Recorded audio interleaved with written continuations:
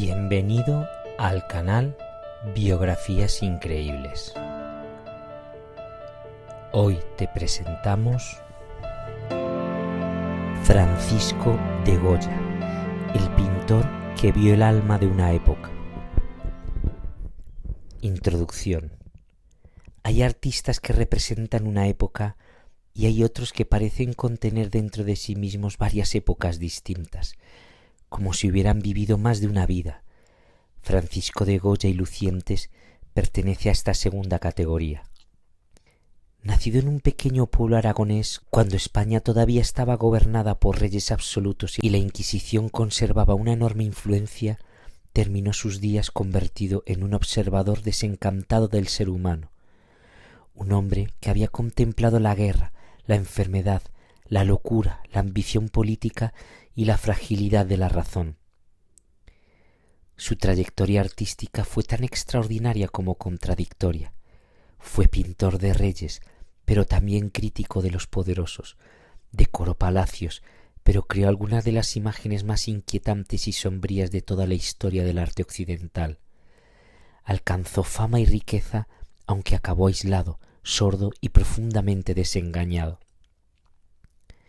Sin embargo, para comprender verdaderamente a Goya, es necesario alejarse de la imagen solemne que suele aparecer en los libros de historia y descubrir al hombre real, al joven inquieto que participaba en peleas callejeras, al viajero aventurero que desaparecía durante meses, al seductor que fascinaba a aristócratas y actrices, al superviviente de enfermedades casi mortales y al anciano que mientras Europa cambiaba para siempre, llenaba las paredes de su casa con visiones que parecían surgir de las pesadillas más profundas del ser humano.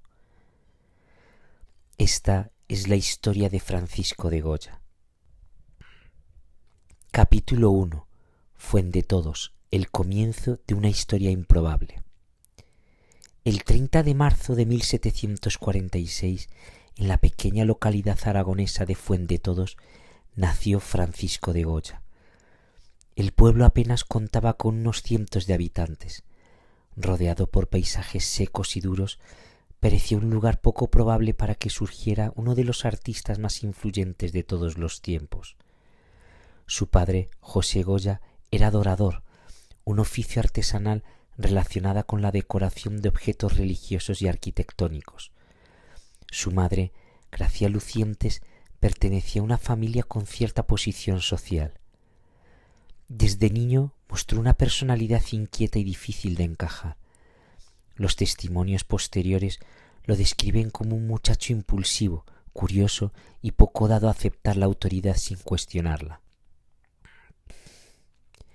Uno de los datos menos conocidos sobre su juventud es que la leyenda popular aragonesa lo relacionó durante mucho tiempo con aventuras casi novelescas. Algunas historias afirman que participó en riñas tan violentas que tuvo que abandonar temporalmente Zaragoza. Aunque resulta difícil separar la realidad del mito, lo cierto es que muchos contemporáneos coincidían en señalar que Goya poseía un temperamento apasionado y una notable inclinación a desafiar las normas establecidas. Mientras otros jóvenes seguían caminos más previsibles, él parecía sentirse atraído por cualquier experiencia que ampliara sus horizontes. Años más tarde, esa actitud se reflejaría en una obra que nunca aceptó límites ni convenciones. Capítulo 2.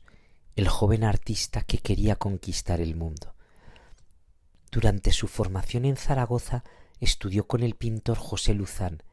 Allí aprendió las bases del dibujo copiando grabados de maestros italianos. Sin embargo, Goya era ambicioso. En 2 ocasiones intentó ingresar en la prestigiosa Real Academia de Bellas Artes de San Fernando, y en ambas fue rechazado. Muchos artistas se habrían rendido después de semejante fracaso. Él no. Uno de los episodios más fascinantes y menos conocidos de su juventud fue su viaje a Italia. No disponía de grandes recursos económicos y existen indicios de que recorrió parte del trayecto prácticamente como un aventurero. Algunos relatos de la época incluso sugieren que atravesó regiones peligrosas y convivió con personajes de toda condición social. Italia entonces era el gran laboratorio artístico de Europa. Allí estudió a los maestros del Renacimiento y del Barroco, observó las ruinas romanas y absorbió influencias que marcarían para siempre su visión estética. Cuando regresó a España ya no era un aprendiz, era un artista decidido a abrirse camino. Capítulo 3. Madrid y la ascensión al poder. La verdadera transformación de su vida comenzó tras casarse con Josefa Valleu, hermana del influyente pintor Francisco Valleu. Aquella unión le abrió puertas en los círculos artísticos de Madrid. Pronto empezó a trabajar en la elaboración de cartones para tapices destinados a las residencias reales. A primera vista, aquellos trabajos parecían modestos, sin embargo, escondían algo revolucionario. Mientras otros artistas representaban escenas mitológicas o religiosas, Goya introducía imágenes de la vida cotidiana, vendedores ambulantes, jóvenes jugando, fiestas populares, meriendas campestres y escenas llenas de movimiento. Observaba a la gente común con una atención extraordinaria. Sus cuadros estaban vivos, parecían respirar. Lo que pocos sospechaban entonces era que aquel pintor alegre y colorista acabaría convirtiéndose en el cronista más feroz de su tiempo. Capítulo 4. El retratista que descubría secretos. La fama llegó rápidamente. La aristocracia comenzó a disputar sus servicios. Posteriormente sería nombrado pintor del rey y alcanzaría la máxima posición posible para un artista en la corte española. Pero Goya poseía una cualidad extraordinaria. No se limitaba a retratar rostros, retrataba personalidades. Cuando observamos hoy sus retratos, percibimos algo sorprendente, la sensación de estar frente a seres humanos reales, con defectos, inseguridades y contradicciones. Incluso cuando pintaba monarcas. Uno de los aspectos más comentados por historiadores del arte es que nunca idealizaba completamente a sus modelos. Muchos nobles aparecían representados con una sinceridad que rozaba la ironía. Era como si el artista hubiera encontrado una forma elegante de decir la verdad sin ofender a quienes le pagaban. Esa habilidad le convirtió en uno de los retratistas más brillantes de Europa. Capítulo 5. La enfermedad que cambió su destino. En 1792 ocurrió algo decisivo. Goya enfermó gravemente. Los médicos aún debaten cuál fue exactamente la causa. Se han propuesto teorías que incluyen intoxicación por plomo, sífilis, trastornos autoinmunes e incluso una enfermedad viral desconocida. Lo cierto es que estuvo cerca de la muerte. Cuando finalmente se recuperó, había perdido la audición. Quedó sordo para siempre. Aquel acontecimiento transformó radicalmente su personalidad. La sordera lo aisló del mundo exterior. Las conversaciones se volvieron difíciles.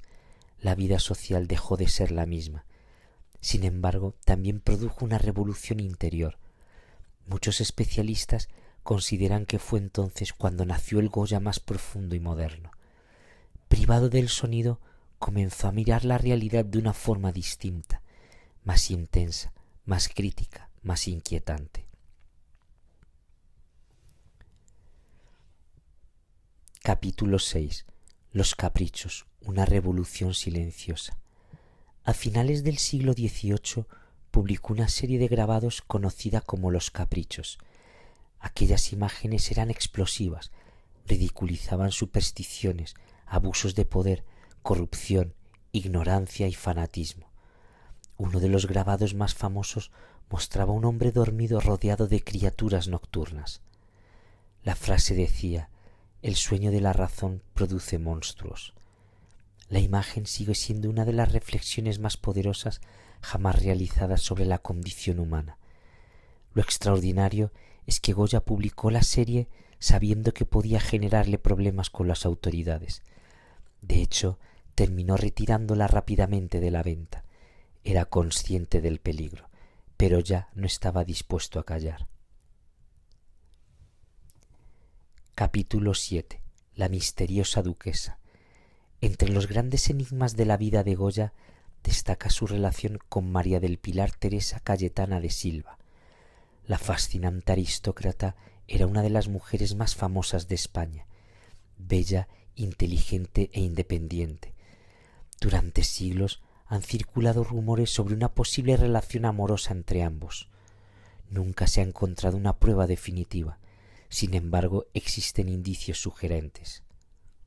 Cartas, retratos y testimonios indirectos alimentan una historia que continúa intrigando historiadores y biógrafos. Sea cual fuere la naturaleza exacta de aquella relación, la duquesa ocupó un lugar especial en el universo emocional del artista, y su figura quedó inmortalizada para siempre en algunas de sus obras más célebres. Capítulo 8. La guerra entra en escena. En 1808, España quedó atrapada en el caos de la invasión napoleónica. La violencia transformó el país y transformó también a Goya. A diferencia de muchos artistas oficiales, decidió observar la guerra sin heroísmo, sin propaganda, sin adornos. Lo que vio fue brutal: ejecuciones, hambrunas, torturas, desesperación. Aquellas experiencias inspiraron la serie de grabados conocida como Los desastres de la guerra. Las imágenes resultan impactantes incluso hoy. No glorifican a ningún bando, no ofrecen consuelo, simplemente muestran el sufrimiento humano. Muchos historiadores consideran que Goya fue uno de los primeros artistas verdaderamente modernos precisamente por esta capacidad de representar la guerra desde la perspectiva de las víctimas. Capítulo 9. Las pinturas negras. En sus últimos años adquirió una casa en las afueras de Madrid. La vivienda tenía un nombre inquietante: Quinta del Sordo. Paradójicamente, no recibió ese nombre por él, sino porque un propietario anterior también era sordo. Allí ocurrió algo extraordinario. Goya comenzó a pintar directamente sobre las paredes, no para exhibirlas, no para venderlas, no para agradar a nadie, las pintó para sí mismo. Surgieron entonces las llamadas pinturas negras. Brujas, fantasmas, rostros deformados, escenas de locura y, sobre todo, la aterradora imagen de Saturno devorando a su hijo.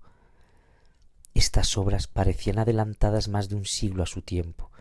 Influenciaron posteriormente al expresionismo, al simbolismo e incluso al surrealismo.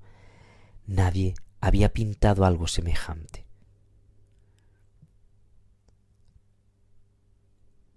Capítulo 10. El exilio y los últimos días. Desencantado por la situación política española, Goya decidió trasladarse a Burdeos. Tenía más de 70 años. La mayoría de las personas habrían pensado en retirarse. Él siguió experimentando, aprendió nuevas técnicas, realizó innovaciones gráficas, continuó dibujando cada día. Uno de los detalles más admirables de su carácter fue esa curiosidad inagotable. Nunca dejó de aprender, nunca de observar, nunca dejó de crear. Murió el 6 de abril de 1828, lejos de su tierra natal, pero dejando tras de sí una obra que transformó para siempre la historia del arte. Epílogo. El primer artista moderno. Cuando contemplamos hoy la trayectoria de Francisco de Goya, resulta difícil encasillarlo. Fue un hombre del siglo XVIII que anticipó el siglo XIX y el XX, un pintor de corte que denunció los abusos del poder, un observador racional fascinado por las zonas oscuras de la mente humana, un artista capaz de representar la alegría de una fiesta popular y al mismo tiempo los rincones más inquietantes de la existencia. Quizá por eso su obra sigue hablándonos con una fuerza extraordinaria, porque Goya comprendió algo esencial, que la historia humana no está hecha únicamente de triunfos y grandezas, sino también de miedos, contradicciones, deseos, violencia, sueños y esperanzas, y tuvo el valor de mostrarlos todos, sin máscaras, sin complacencia, sin apartar la mirada. 2 siglos después de su muerte, su voz continúa resonando a través de sus cuadros y grabados, recordándonos que la verdadera misión del arte no consiste solamente en mostrar lo que vemos, sino en revelar aquello que preferiríamos no ver y que sin embargo forma parte inseparable de lo que somos. Ese fue el legado de Francisco de Goya, y esa es la razón por la que sigue siendo todavía hoy uno de los artistas más fascinantes de la historia.